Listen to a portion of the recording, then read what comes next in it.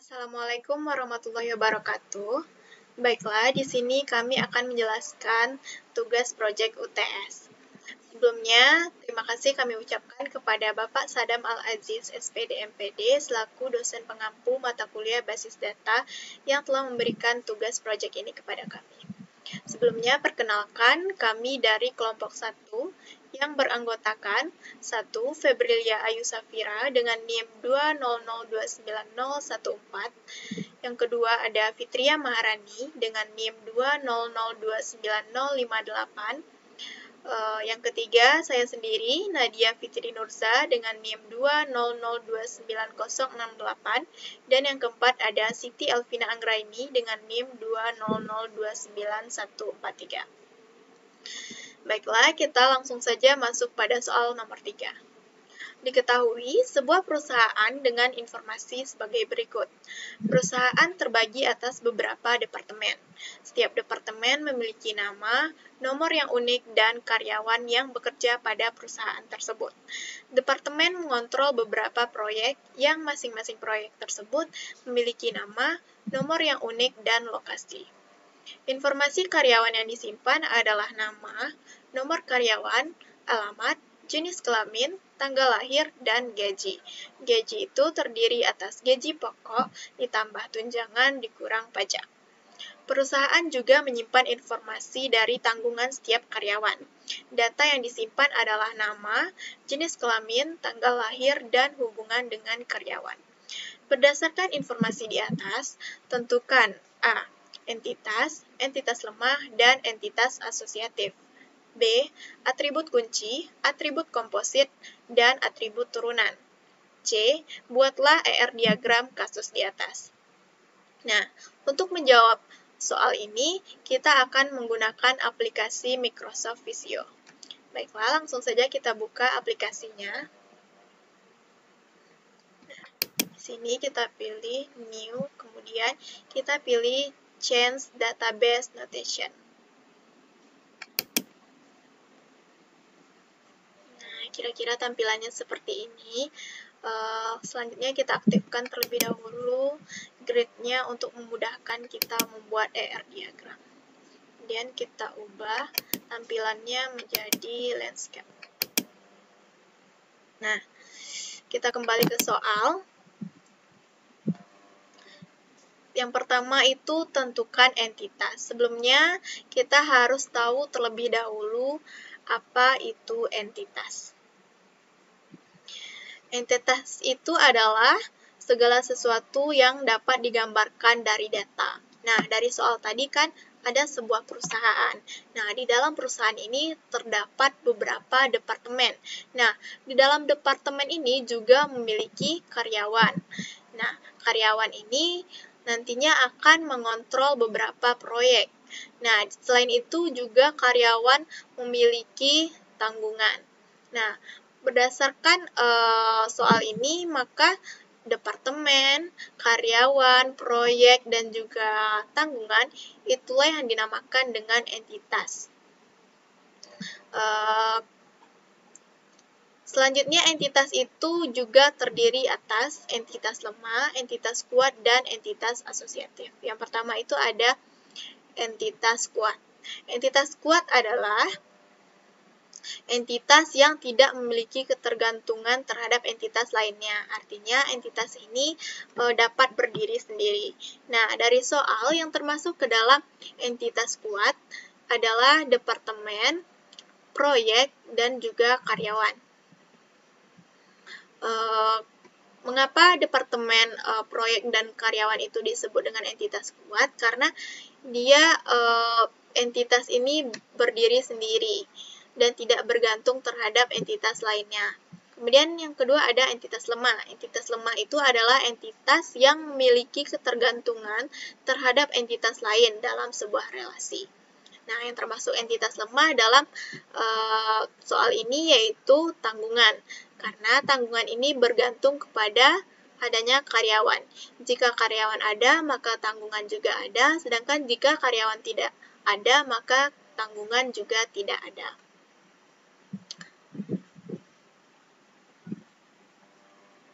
Nah, baiklah, langsung saja kita pada aplikasi Microsoft Visio untuk membuat ER diagramnya. Nah, seperti ini. Nah, pertama-tama perlu kita ketahui bahwa entitas itu dilambangkan dengan persegi panjang. Tadi, dari soal terdapat 4 buah entitas.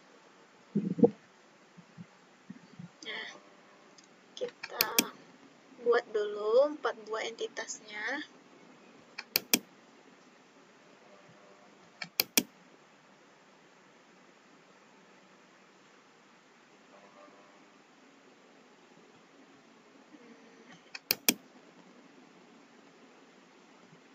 Nah, ini selanjutnya kita beri nama, ada departemen, kemudian ada karyawan, kemudian ada proyek, dan yang terakhir itu ada tanggungan. Nah, departemen, karyawan, dan proyek ini tadi merupakan entitas kuat, sedangkan tanggungan ini merupakan entitas lemah, maka simbolnya kita bedakan dan kita atur dia itu entitas lemah sehingga simbolnya menjadi seperti ini, ada garis di dalamnya yang membedakan antara dia ini entitas kuat dan ini entitas lemah. Nah, selanjutnya masing-masing entitas ini memiliki hubungan dan kita beri dia relasi. Relasi itu dilambangkan dengan belah ketupat. Nah, masing-masingnya kita beri, kita sesuaikan ukurannya. Nah, ini antara departemen dan proyek juga kita beri relasi. Ini untuk proyek ini bisa kita geser ke bawah. Nah, ini juga bisa kita geser ke atas agar nanti bisa ditambahkan atribut-atributnya. Kemudian lanjut antara karyawan dan tanggungan juga kita beri relasi.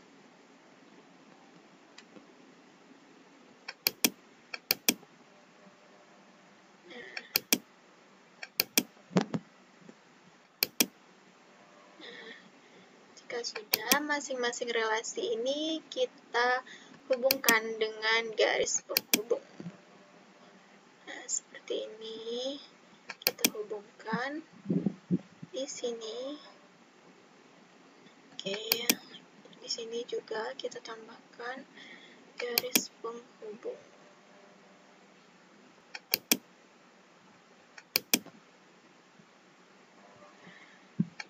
Ini kenapa seperti ini? Nah, di sini juga kita tambahkan. Ini salah ya. Garisnya yang lurus saja. Kita tambahkan garis lurus seperti ini.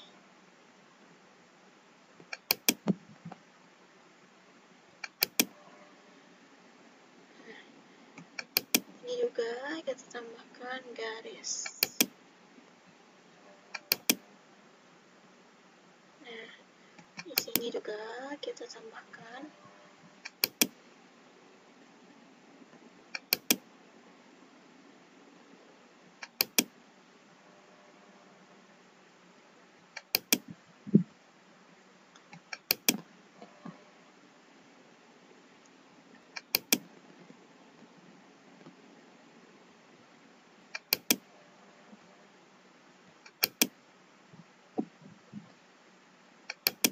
Nah, selanjutnya untuk bagian relasi-relasi ini kita beri nama.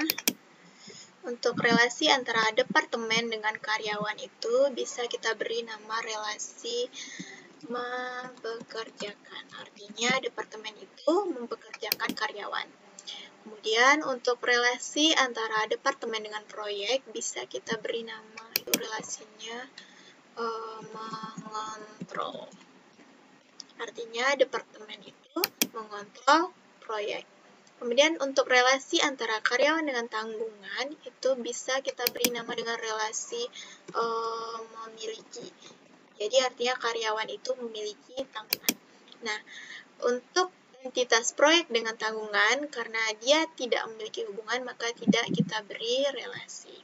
Nah, kemudian untuk relasi antara entitas kuat dengan entitas lemah, tadi kan karyawan itu termasuk entitas kuat, sedangkan tanggungan itu entitas lemah. Maka untuk relasinya juga kita set sebagai entitas lemah. Nah, jadi mungkin seperti itulah penjelasan mengenai entitas. Selanjutnya untuk atribut akan dijelaskan oleh rekan saya. Baiklah, saya Febrilia Yusafira akan melanjutkan penjelasan dari sebelumnya. Di sini kita sudah mendapatkan 4 buah entitas. Jadi ada entitas departemen, entitas karyawan, entitas proyek, dan entitas tanggungan. Kemudian di antara entitas itu ada relasinya. Di sini antara entitas departemen dengan entitas karyawan, kita mempunyai relasi mempekerjakan. Jadi departemen itu mempekerjakan karyawan. Kemudian antara entitas departemen dengan entitas proyek, itu kita mempunyai relasi mengontrol. Jadi departemen itu mengontrol proyek. Kemudian yang terakhir itu ada entitas karyawan dengan entitas tanggungan, kita mempunyai relasi memiliki. Jadi karyawan itu memiliki tanggungan. Nah, untuk entitas departemen, entitas karyawan, dan entitas proyek itu entitas kuat. Kemudian untuk entitas tanggungan itu entitas lemah. Jadi lambangnya itu diberi garis tambahan. Sementara untuk relasinya juga seperti itu. Karena dia itu menghubungkan antara entitas dengan entitas lemah, maka dia dihubungkan dengan relasi yang diberi garis tambahan. Nah, di antara ketiga relasi ini, relasi tersebut memiliki derajat relasi atau rasio kardinalitas. Nah, di sini relasinya itu kan antara dua entitas. Contohnya itu relasi mempekerjakan antara dua entitas, yaitu entitas departemen dengan entitas karyawan. Kemudian relasi mengontrol itu juga dua entitas, yaitu entitas departemen, entitas proyek. Kemudian relasi memiliki juga melibatkan dua entitas, yaitu entitas karyawan dan entitas tanggungan. Maka relasi-relasi ini kita sebut dengan binary relationship, yaitu relasi yang menghubungkan dua entitas. Nah, untuk binary relationship ini terdapat 3 kemungkinan, yaitu one-to-one, one-to-many, dan many-to-many. Jadi one-to-one itu dari satu ke satu. Kemudian untuk one-to-many itu hubungannya dari satu ke banyak, dan many-to-many itu hubungannya dari banyak ke banyak. Nah, untuk relasi mempekerjakan ini, kan dia menghubungkan antara departemen dengan karyawan. Nah, antara departemen dengan karyawan itu derajat relasinya atau rasio kardinalitasnya yaitu 1:n atau one to many. Jadi, kenapa one to many? Karena suatu departemen itu dia mempekerjakan banyak karyawan. Jadi, suatu departemen itu tidak hanya mempekerjakan satu karyawan saja, tetapi banyak karyawan. Jadi ada hubungan one to many. Maka kita tambahkan teks di sini.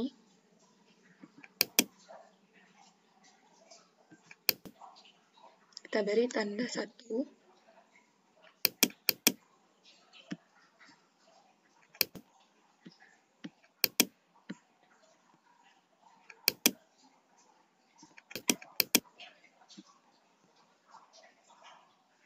Kemudian di sini diberi tanda N.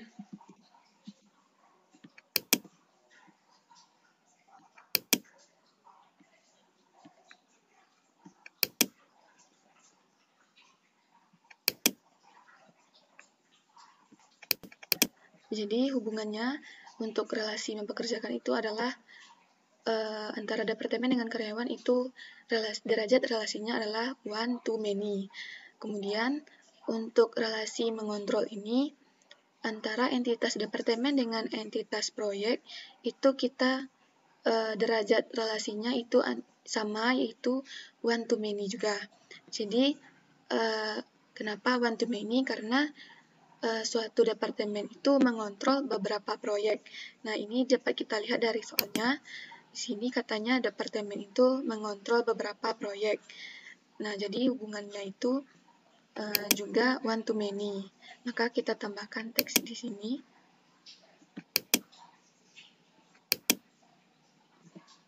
Satu.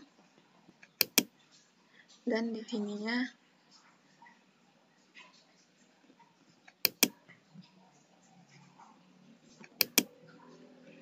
N.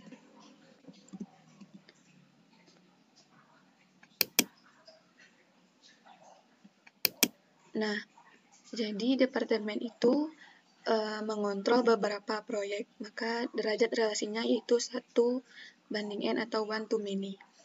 Kemudian untuk relasi memiliki, antara entitas karyawan dengan entitas tanggungan, itu derajat relasinya itu 1:n atau one to many juga. Jadi, di sini karyawan itu memiliki beberapa tanggungan. Bisa saja karyawan itu memiliki beberapa tanggungan, tidak hanya satu tanggungan. Makanya di sini derajat relasinya juga one to many. Maka kita tambahkan teksnya di sini. 1.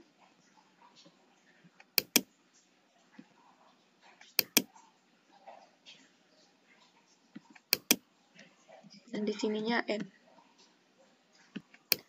Jadi di sini antara karyawan dengan tanggungan itu derajat relasinya one to many. Jadi karyawan itu memiliki banyak tanggungan.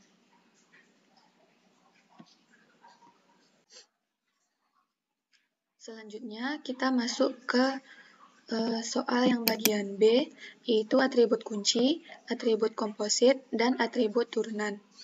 Nah, sebelumnya perlu kita ketahui bahwa atribut itu merupakan bagian dari entitas, atau bisa dibilang atribut itu mewakili suatu entitas.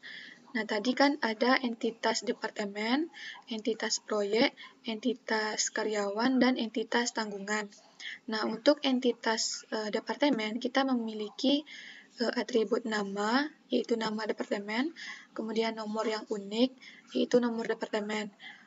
Untuk karyawan ini, dia tidak termasuk ke dalam atribut departemen karena karyawan itu sudah menjadi sebuah entitas.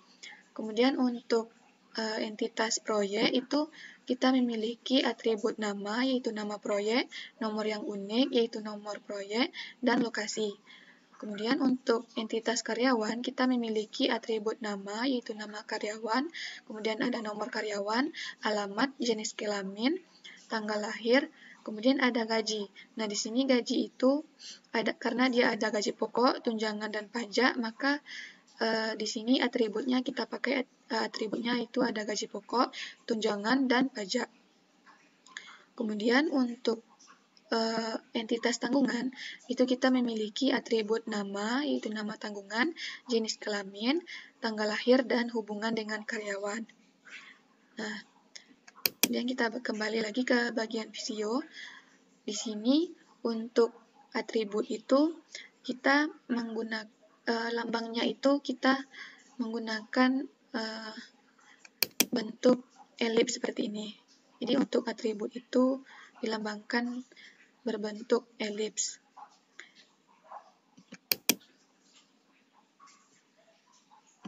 Jadi pada entitas departemen, untuk atributnya itu terdiri dari dua, yaitu nomor departemen dan nama departemen. Maka kita beri di sini dua atribut. Nah, tadi atributnya itu ada nomor departemen, maka kita tulis di sini nomor departemen. Untuk dua suku kata seperti ini kita hubungkan dengan underscore seperti ini. Jadi ada nomor departemen, kemudian ada nama departemen.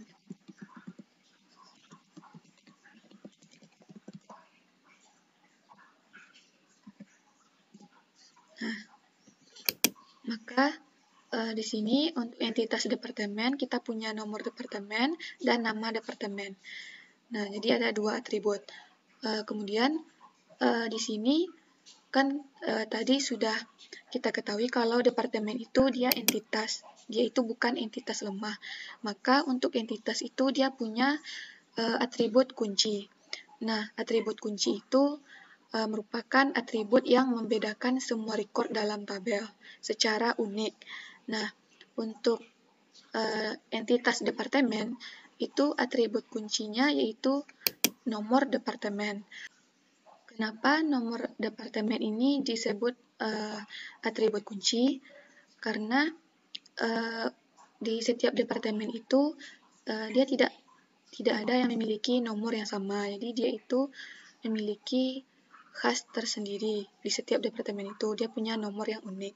Makanya nomor departemen itu termasuk ke atribut kunci. Untuk menandakan dia itu atribut kunci, maka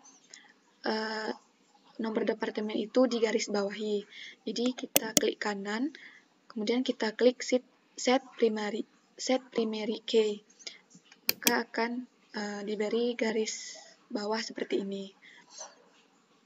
Nah, untuk entitas yang kedua, itu entitas proyek ini, kita lihat pada soal, pada entitas proyek itu ada 3 atribut, yaitu ada nama, nomor yang unik, dan lokasi.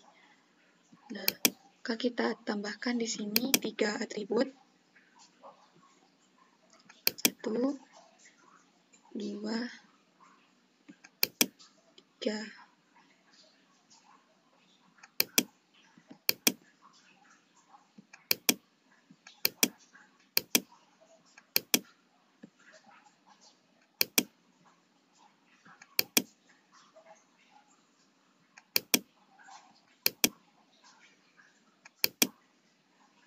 Nah, untuk entitas proyek tadi ada nomor proyek,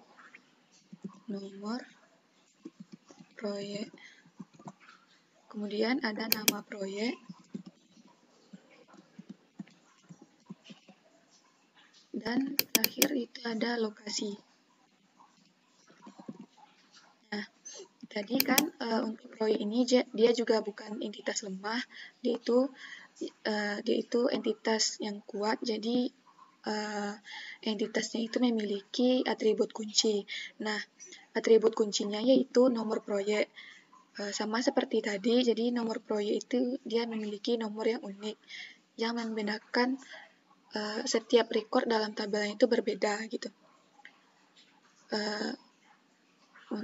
Maka kita setting atribut yang ini nih menjadi atribut kunci dengan diklik set primary key.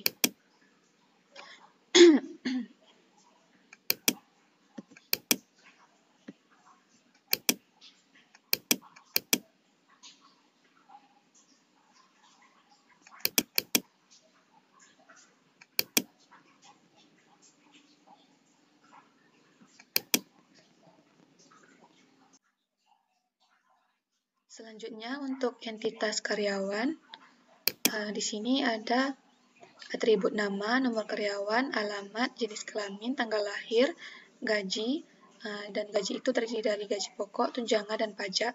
Maka ada 9 atribut. Maka kita tambahkan di sini 9 buah atribut.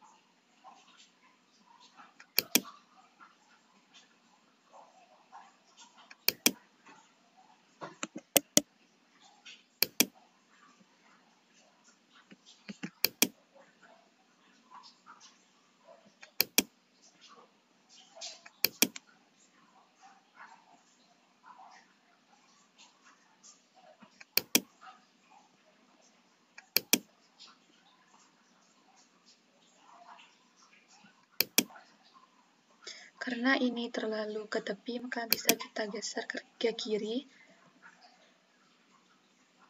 Dan kita geser juga ini ke kiri. Dan pennya juga dipindahkan.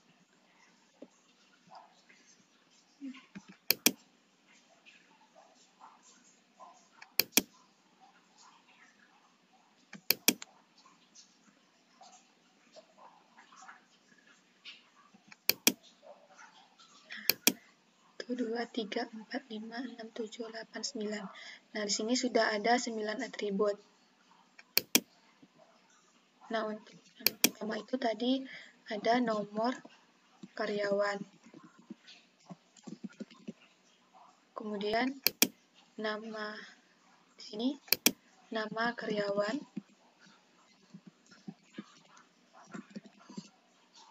Kemudian ada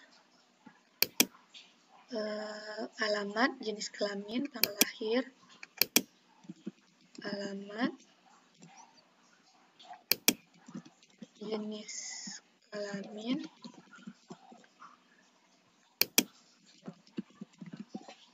tanggal lahir, kemudian ada gaji pokok, tunjangan, pajak,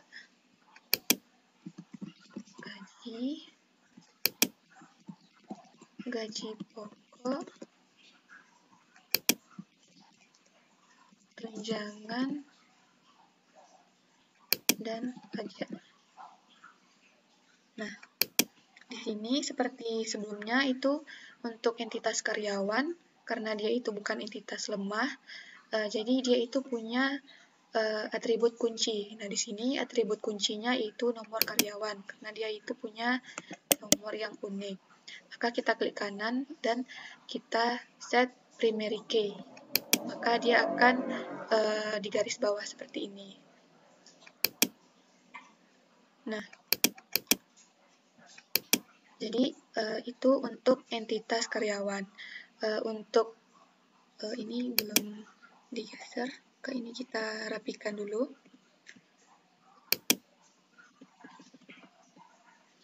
Nah, untuk penjelasan selanjutnya akan dijelaskan oleh rekan saya. Sekian, terima kasih. Baiklah, saya Fitria Maharani akan melanjutkan penjelasan dari rekan saya, yaitu Fabilia. Nah, saya akan melanjutkan pada entitas tanggungan.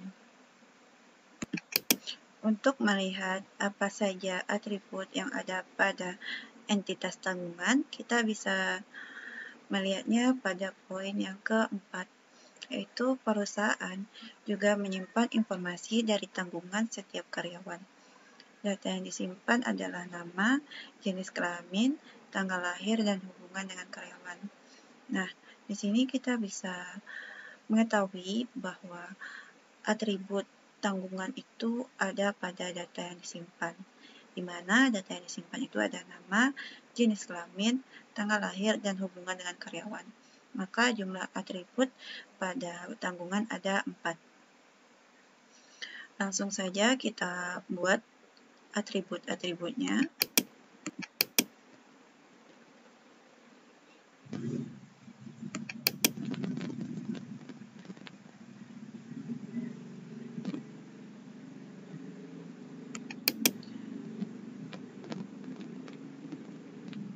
Jadi jumlah atributnya ada 4, maka kita letakkan atribut-atributnya di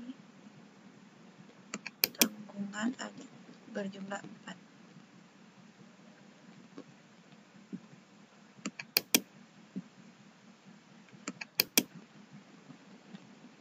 Buat serapi mungkin agar bisa gampang dibaca.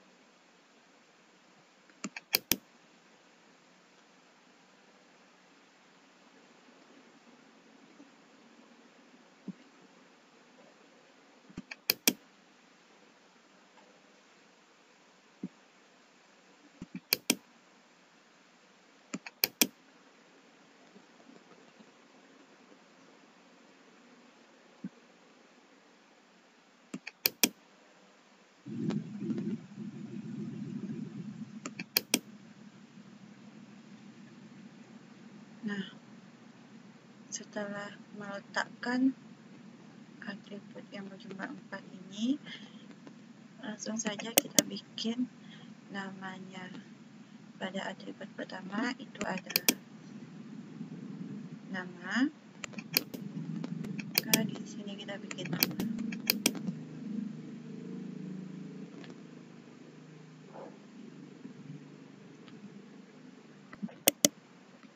Nah, selanjutnya pada atribut yang kedua itu ada jenis kelamin,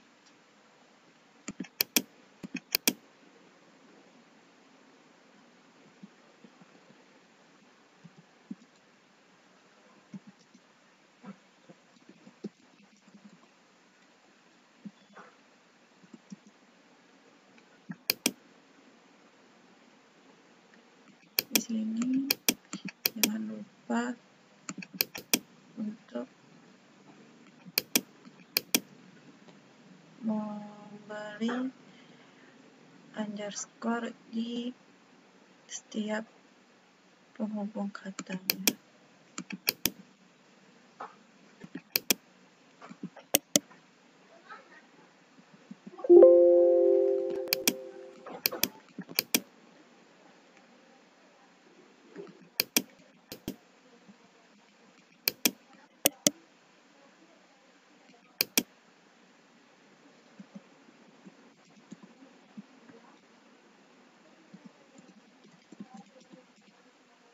Nah, seperti ini yang benar.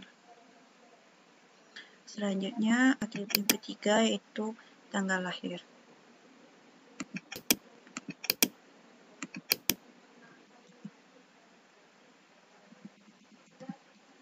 Sekali lagi, jangan lupa memberi tanda underscore di setiap penghubung katanya.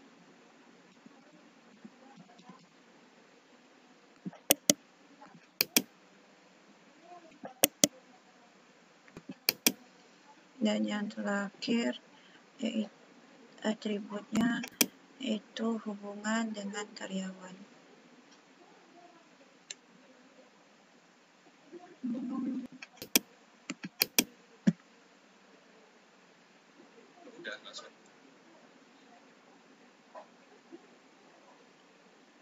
Bisa kita singkat dengan hubungan saja.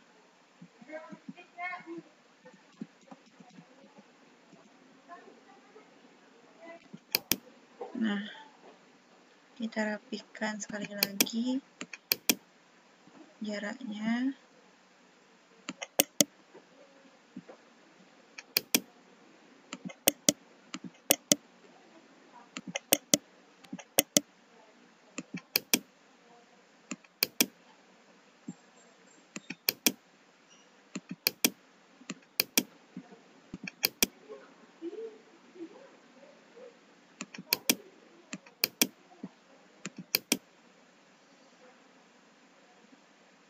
Nah, di sini telah dibuat atribut pada entitas tanggungan ada 4, yaitu pertama nama, jenis kelamin, hubungan, dan tanggal lahir.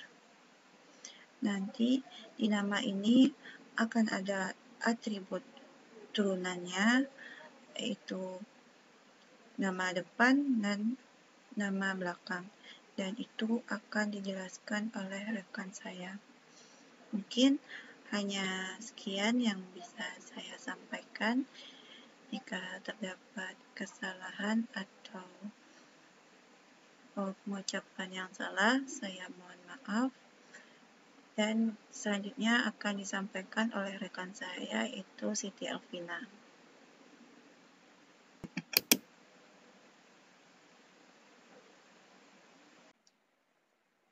Baiklah, saya Siti Elvina Anggraini, NIM 20029143, menjelaskan tentang atribut. Sebelumnya, atribut itu berfungsi untuk mendeskripsikan atau menjelaskan karakteristik dari entitas tersebut. Sini saya akan menjelaskan tentang atribut komposit. Atribut komposit itu adalah atribut yang dapat dipecah dari atribut lainnya. Di dalam diagram ini, alamat.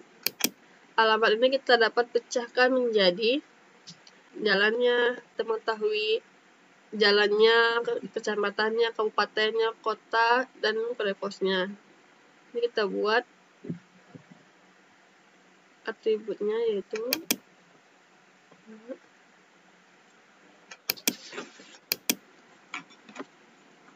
jalan,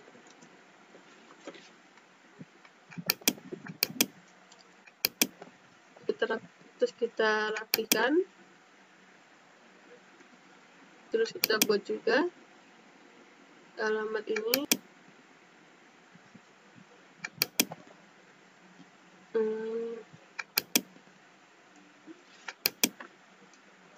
kota, kita buat lagi dari tetap dari atribut alamatnya itu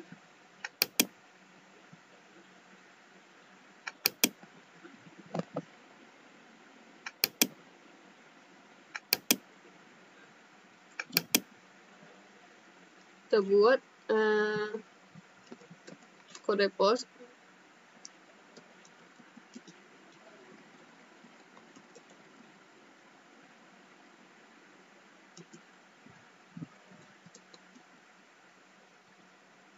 Kode pos atau kecamatan dan kabupatennya.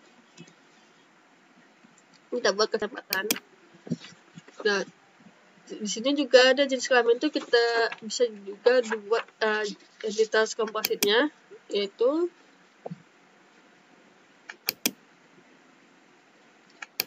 entitas komposit dari jenis kelamin itu jenis kelamin perempuan,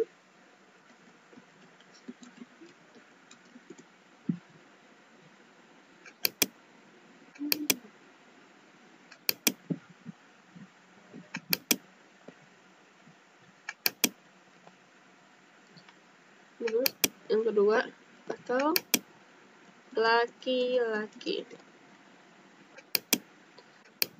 Kita rapikan terlebih dahulu.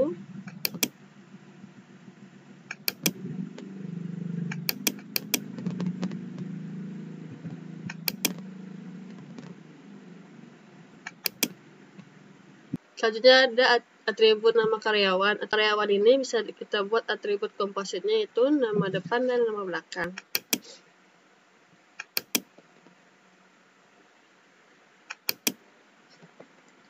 Kita tulis depan dan belakang.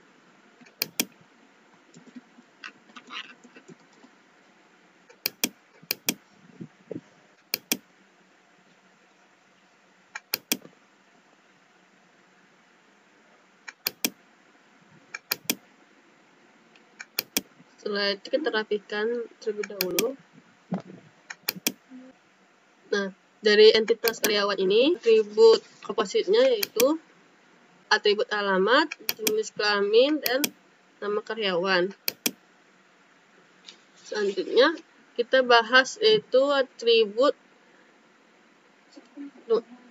turunan. Atribut turunan itu adalah atribut yang dapat diturunkan dari atribut lain. Di sini itu atribut turunannya itu adalah gaji. Kalau atribut turunan itu ditandai dengan garis putus-putus. Ini gaji kita buat garis putus-putus terlebih dahulu. Gaji ini garisnya sudah terputus-putus. Nah, kenapa gaji ini termasuk atribut turunan? Karena gaji itu tadi seperti pada soal diperoleh dari gaji pokok ditambah tunjangan dikurang pajak. Selanjutnya pada entitas tunjangan juga terdapat atribut kompositnya, yaitu dari nama. Nama juga sama seperti karyawan, ada nama depan, nama belakang, dan juga ada dari atribut jenis kelamin juga bisa dibuat atribut kompositnya, yaitu perempuan dan laki-laki.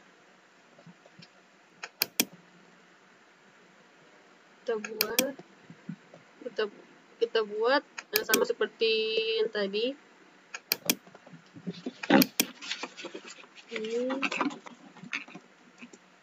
depan, belakang,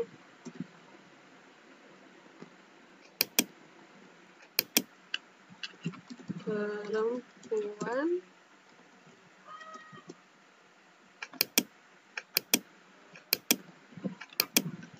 laki-laki. Kita rapikan terlebih dahulu.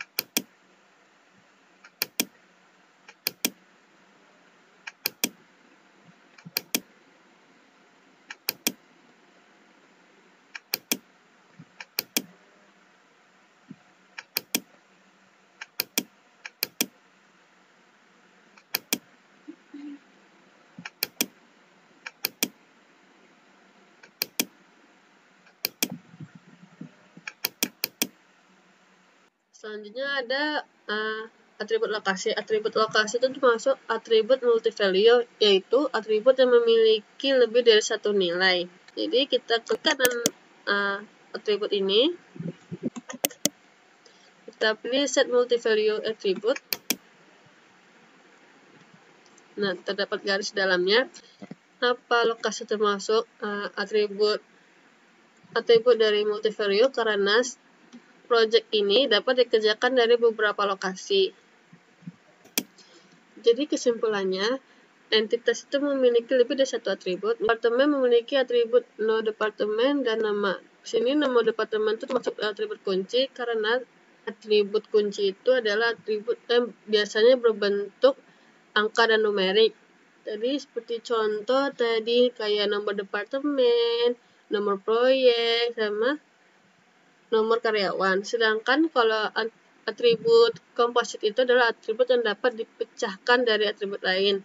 Jadi seperti atribut alamat itu bisa dipecahkan jadi ada jalannya, kota, kecamatan, kabupaten, kode pos. Ada juga jenis kelamin dapat dipecahkan jadi perempuan dan laki-laki. Sedangkan kalau atribut tunjangan turunan itu adalah atribut yang dapat diturunkan dari atribut lain. Dari tugas ini, atributnya tadi gaji pokok. Sekian penjelasan dari kelompok kami. Mohon maaf apabila ada kesalahan dan kekurangan. Kami akhiri dengan Assalamualaikum warahmatullahi wabarakatuh.